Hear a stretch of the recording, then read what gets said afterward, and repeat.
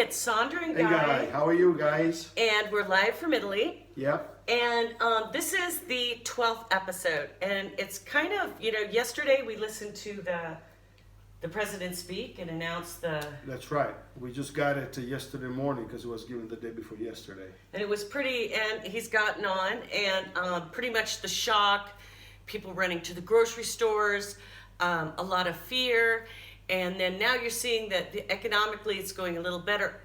We want to help you, and we want to go back about 12 days, or maybe even 14. We started doing this 12 days ago, 2 weeks, and just kind of run you through what it was like from the impact, and then to now where we're at now, and you see us kind of calm and where we're at. So day one, how would you describe it? Whoa, left and right fighting. Well, but the first time was like, very few people, of course, because you get very few people at the beginning. Yeah, so it was and so everybody says, oh yeah, it's very few people, it's the flu, it's nothing more than the flu. It can only affect really old people. Right. In But the then hospital. once they start doing the test, and remember, in Italy, they chase the people, so if there were some people in the neighborhood that were positive, they would check everybody, and within like 3 or 4 days, the numbers just grew exponentially,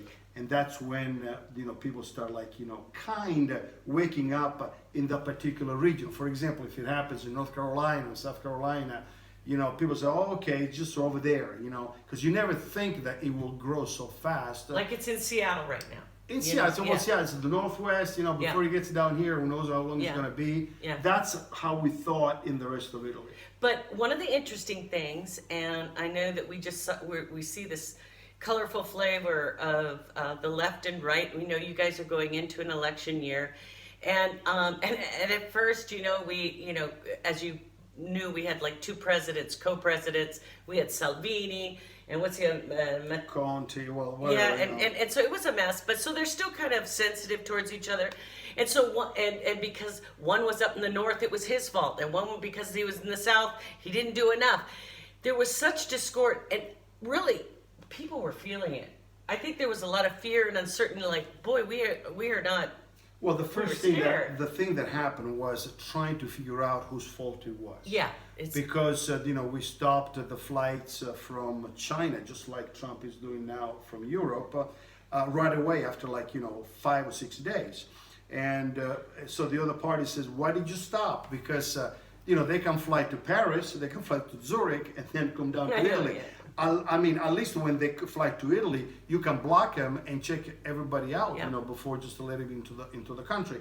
So it was like whose fault it is, forgetting that the most important people were the people, and that's probably our prayer that in America, this it's been going on for almost 4 years now. This antagonism between right and left. You might have good reasons for it, but right now it's the time to put all this on the shelf and think about the people and work together. And so that's our first phase. So very confusion. So people feel very uncertain when there's confusion. Then the next phase was, Houston, we've got a problem up in northern Italy. They take down a whole town, and they isolate it. Okay, so we're waking up. Me down in the south, we don't think it's going to happen, but we're starting to put food away, and we're thinking that maybe something is happening. We're seeing the big numbers in China, and they're just now getting a hold. They're isolating people. We don't know what's going on. Then after that, it starts to spread. So it's not only just that one region, it goes to another region. It gets all the northern part of Italy. Really, really fast. Yes. And at that point, it's still far away. Well, far away. It's only 350 miles, from Rome. But still, in Italy, you think that's kind of far away. It's not gonna come down here. And but during that time, there is superficiality. Yeah. And we were not panicking like they're panicking in America, even though we knew what was happening in China. But in America, I think yesterday, after the President Trump gave declared the national emergency, everybody went nuts to the grocery stores and stuff. here in Italy wasn't that bad. Actually, we haven't seen that, up to this point. There was at the beginning where we certainly couldn't find hand sanitizer. You saw one of my first videos of the hand sanitizers that cost 65 euros, 2 little bottles. And then, thank you, Amazon, you started controlling all those creepy people that were selling things that have. But one of the things that I want to bring you down into, after all that, what started to turn us around, where the government stopped fighting about it, is that once Conte got up, and that's the phase you guys are at now. Right. Once he got up and he addressed the nation and said, we are no longer people of the North or people of the South, but we are going to be one nation in fighting this disease. Because the virus, and that's when they came out. And I understand that. You don't want to just, build up panic in the population, but that's when they really said, this virus is really bad. That's when they came out, and they start putting some rules and regulations. Little rules. And they did it. I think possibly they should have done all at once, but they didn't do like that. They said, for example, stay, wash your hands, do all the kind of stuff that you guys are doing over there too. But they said, stay at a distance. If you go to a restaurant, or if you go to a coffee place, if you stay, just don't. If there are too many people, just don't go all at once. Wait outside. They try to give you advice. That's the way they put it. We're going to give you this advice. There were no really regulations. But what they were doing is, I don't think they knew how we were going to react. So they gave us little doses. It's like giving half of your medicine dose at a time. But that's not going to cure you at all. You have to take your right prescription. So then the next day when they gave then they saw that people were still going to the games, people were still going to the restaurants, because it was March 8th, so the day of the woman here, Yeah. So restaurants just filled up with people, and so instead of staying like one meter, so 3 feet away from one another, people just hugging, kissing, and all that kind of stuff, they realized that giving advice really wouldn't work. And that's when they came down with the regulations. That's when they came out with spots, on commercial spots with actors and singers and whatnot, saying, I'm staying home, I'm staying home. And so that's the situation you guys are in right now. You need to stay home. You need to stay home. No, and this is good. Now, let's take you to where you're not at and where we are at, and what happened. You feel unrest, you don't know, now you're getting little information that you're good, things are, now you can get the test. Everybody can get it free. We saw that in America, that's great. We knew that, we had it. Now, just to let you know, when they locked us all in, we called to lock us all in, there was a kind of peace, because we knew that we were coming together as a nation to do this. We're gonna do it. Now, what happened? All the young kids, all these people that were from southern Italy, left on trains who work in northern Italy. I'm going to school. And so we did not have much of this flu down in the south.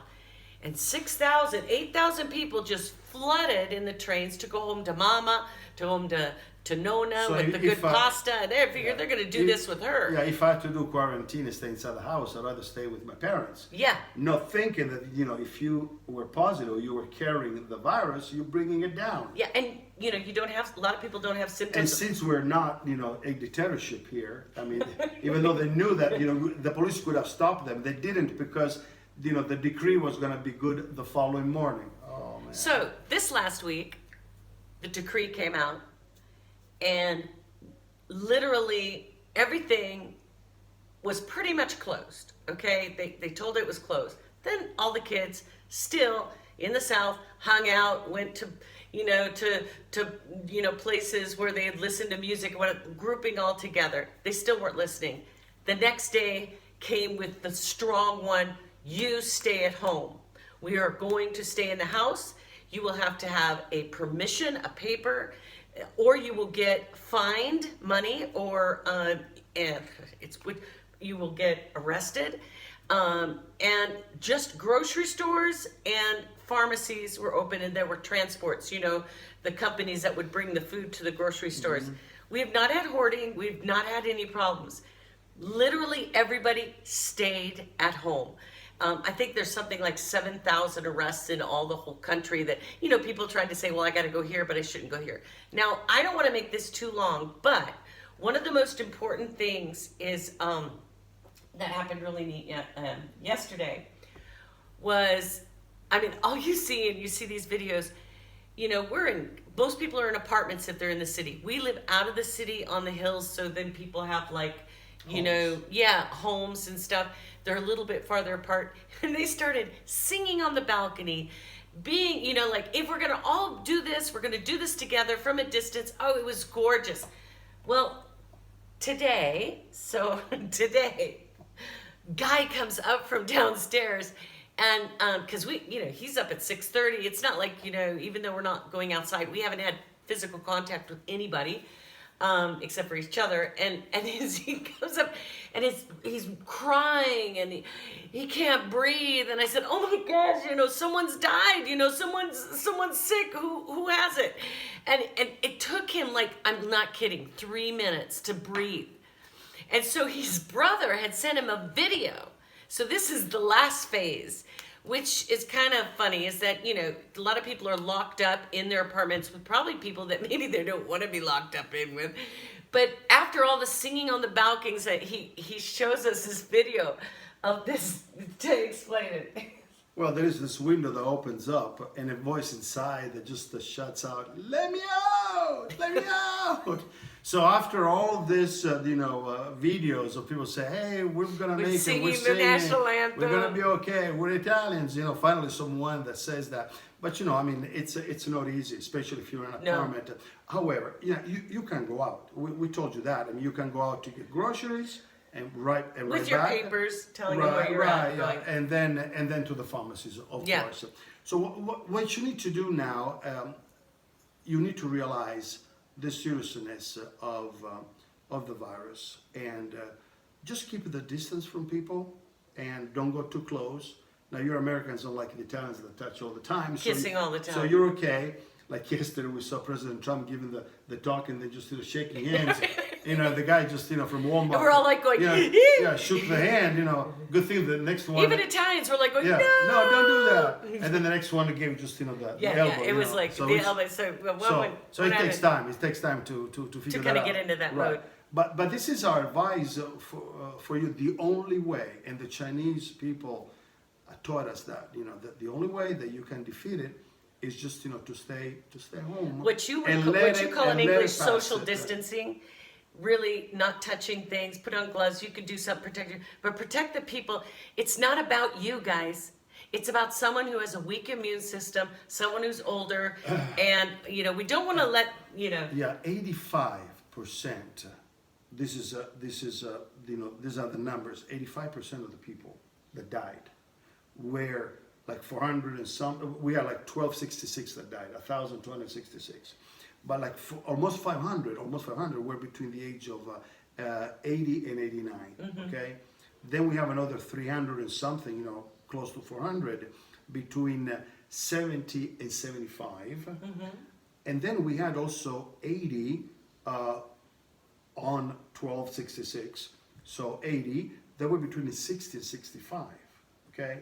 And very few that were 38, 35, usually people that were sick. So it is true. It will just get the people that have that weakness, a pathology, that they don't have the immune system very, very strong. So this is a challenge. And remember, 2 days ago, Macron in France said, this is it, we're closing everything. Germany, Spain now has got percentage-wise more people every day, more than Italy. Now, we will reach the peak around the 18th, 20th of March. Why?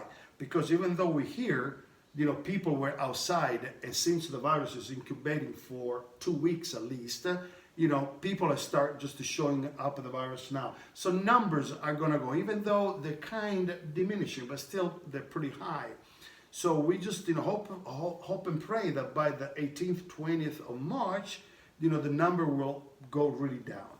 Now, what happens after that? We don't know, because it doesn't mean that we have destroyed the virus, We might have to just, stay few more days, be very careful, or weeks, until it's all gone. But this is surely a great challenge. So that's our advice to you guys, right, Sandra? Yes, that is our Be advice. careful. And I want to close by saying, you guys, no matter how you feel about who's leading or your doctors or your system, whether it works or it doesn't work, one of the most special things is that your best person is your neighbor.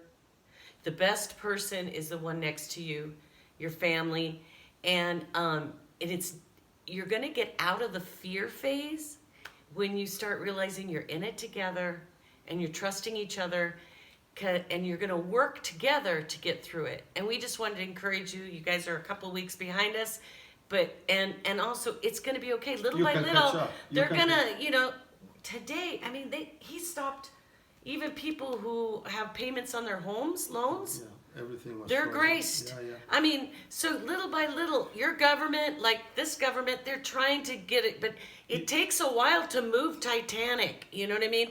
And little by little, as they get organized, they're going to tell you more positive things. I want to say just one thing, one more thing, and that is. How long can we do the video? Oh, we can go. You Okay. can go. You don't mind? No. Okay. One thing. This is very, very important. You're behind us, but you can catch up with us. So in other words, you can get better before us. And America, you can. I mean, when I saw yesterday what they're doing with the Google, so that you can find the test, the Walmart, CVS, Target. It was really encouraging. I mean, you guys, at least this partnership between private and public, it's going to be wonderful. So you don't have to go. You might get better and get over this faster. Now, fear comes from lack of certainty. Okay, and so people that just want certainties, how long it's going to last, what's going to happen, blah blah blah, they're going to be very fearful. But listen, man, if you're going to take that road is going to end up in destruction, in depression, in confusion, in panic. But you might not have the certainty, but each one of us could have clarity. The clarity is, this is a virus, as bad as it can be. It's just a virus, okay? 85% of the people, 90% go through it, okay? Now, how long is it gonna take, and what's gonna happen to me? Will I get it? I won't get it. I mean, we don't have certainties, but we have clarity. And the clarity is, if history has taught us anything, if you get on the road of clarity, knowing that this thing can be beat, I'm telling you, we are just on the way to solution. So, you have the solution. We have a solution. Yes, we're do. on the right road, Yep. and we just like to challenge you and say, don't look for certainties, look for clarity. Okay? Now that's just a piece of the most amazing conference he did yesterday on Zoom on leadership in a time of crisis, and we've got some people that are interested. We will try to set that up, and he can do that in English. And we are praying for you, and we know you guys are praying for us in Italy and the country. We love you, and live Bye-bye. from Italy, it's Guy and Sandra. Ciao. Bye-bye.